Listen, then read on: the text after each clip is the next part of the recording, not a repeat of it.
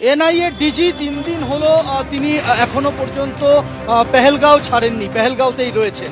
ফলে এরকম একটি জায়গায় তদন্ত প্রক্রিয়া এগিয়ে নিয়ে যাওয়া এবং কিভাবে ঘটনা ঘটলো, কোথা থেকে আততায়ীরা ঢুকলো, জঙ্গিরা কোন রুটে ঢুকেছিল, কোন রুটেই বা তারা বেরিয়ে গেল, তারা কি আদৌ বেরিয়ে যেতে পেরেছে নাকি পেহেলগাঁওতে যে জায়গায় বৈশারণ ভ্যালিতে এই ঘটনা ঘটেছে তার পিছনের যে বিস্তীর্ণ পাহাড়ি উপত্যকা, পাইনের ঘন জঙ্গল, প্রায় দিনের আলো প্রবেশ করে না এমন জায়গা রয়েছে, সেই জঙ্গলে কোথাও তারা আত্মগোপন করে রয়েছে। আত্মগোপন করে থাকলে 10-12 দিন কিভাবে তারা থাকতে পারছে, তারা রসদ কোথা থেকে পাচ্ছে, এই সমস্ত বিষয় কিন্তু নজরে রাখা হচ্ছে। লাগাতার তল্লাশি অভিযান চলছে, লাগাতার এখানে কখনো ড্রোন উড়িয়ে, কখনো 3D ম্যাপিংয়ের মাধ্যমে এনআইএ তার যারা আধিকারিকরা রয়েছেন, কর্তারা রয়েছেন, তারা বোঝার চেষ্টা করছেন যে কোন পথে তারা এসছেন।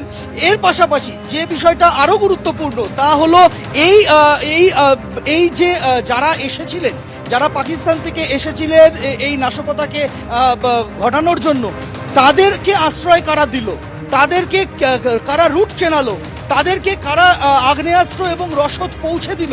কেননা বৈশারণ ভ্যালিতে যে জায়গাতে ঘটনা ঘটেছে সেই জায়গাতে কোনোভাবেই কিন্তু যে মূল রাস্তা, অর্থাৎ পেহেলগাঁও থেকে যে রাস্তা বৈশারণ ভ্যালিতে যাচ্ছে সেই রুট ছাড়া, 2 থেকে 3টি রুট, সেই রুট ছাড়া অন্য রুটে পৌঁছানো কার্যত অসম্ভব। কেননা পিছনে ঘন জঙ্গল এবং সেই জঙ্গলের পথ সেটা কিন্তু অত্যন্ত দুর্গম। ফলে তারা সাধারণ পর্যটকদের মতো, সাধারণ মানুষের মতো, সাধারণ স্থানীয় যারা পরিচালক আছেন তাদের মতো সেই ভিড়ে মিশে সেই জায়গাতে পৌঁছে থাকতে পারেন। তাহলে দ্বিতীয় প্রশ্ন হচ্ছে যে তাদেরকে আশ্রয় কারা দিল। সে কারণে কিন্তু লাগাতার তল্লাশি অভিযান চলছে।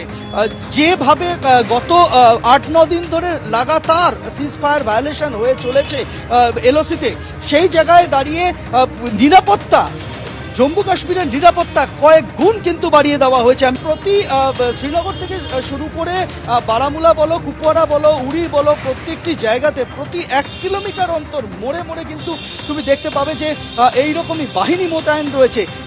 কোথাও সীমা সুরক্ষা বল মোতায়েন রাখা হয়েছে, কোথাও সিআরপিএফ মোতায়েন রয়েছে, কোথাও জম্মু কাশ্মীর পুলিশ মোতায়েন রয়েছে এবং তার সঙ্গে লাগাতার চলছে সেনা টহলদারি এবং রাষ্ট্রীয় রাইফেলসের টহলদারি।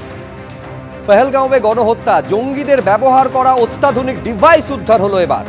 কিশতওয়ারে জঙ্গিদের ডেরা থেকে উদ্ধার হয়েছে, ছবিতে দেখতে পাচ্ছেন এই অত্যাধুনিক আলট্রা কমিউনিকেশন সিস্টেম। এই কমিউনিকেশন সিস্টেমের মাধ্যমে জঙ্গিরা যোগাযোগ রাখছিল। বাহিনীর চোখে ধুলো দিতে এই আলট্রা কমিউনিকেশন সিস্টেম ব্যবহার করা হয় বলে খবর সূত্রের। দুর্গম জায়গায় আপৎকালীন বার্তা এবং লোকেশন শেয়ার করার জন্যই ব্যবহৃত হয় এই আলট্রা সিস্টেম, এমনটা সূত্রের খবর। আলট্রা কমিউনিকেশন সিস্টেমটা হচ্ছে আলট্রা স্যাটেলাইট কমিউনিকেশন সিস্টেম।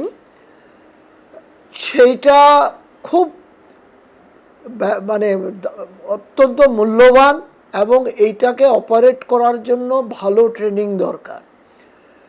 তাহলে এইটা ওরা হয় বিশ্বের বাজার থেকে জোগাড় করেছে, অথবা চীন থেকেও পেতে পারে বা টার্কি থেকেও পেতে পারে।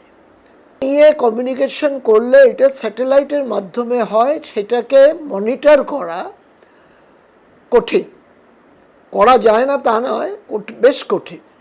সিস্টেমের মাধ্যমে এরা কমিউনিকেট করে চলেছিল, কিন্তু তার একটা অংশ এখানে ফেলে গেছে, যেটা পাওয়া গেছে কিশতওয়ারের কাছে। এইটাকে ওখানে ওরা ফেলে গেছে বা ওখান থেকে ওরা পালাবার রাস্তা, এসকেপ রুট তৈরি করেছে। এইভাবে একটা বিশাল সেনাবাহিনী সেখানে দরকার হবে, যে দ্রুততার সাথে ওদের যাতে গ্রেপ্তার করা যায়।